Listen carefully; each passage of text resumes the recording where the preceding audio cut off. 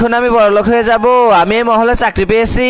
কবিতা তুমি রান্না করবে, তিথি তুমি জামা কাপড় পরিষ্কার করবে, আর তমা হাড়ি পাতিল পরিষ্কার করবে। তুমি এটা কেমন কাপড় পরেছো?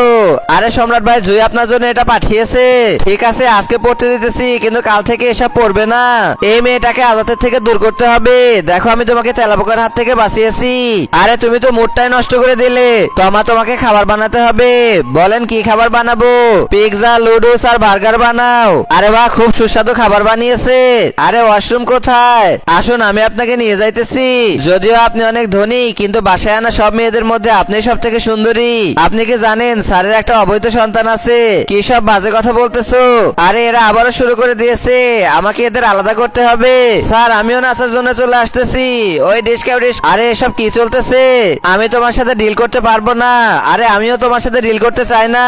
আরে এখানে ছিল না, আমাকে আবার এগুলো পরিষ্কার করতে হবে।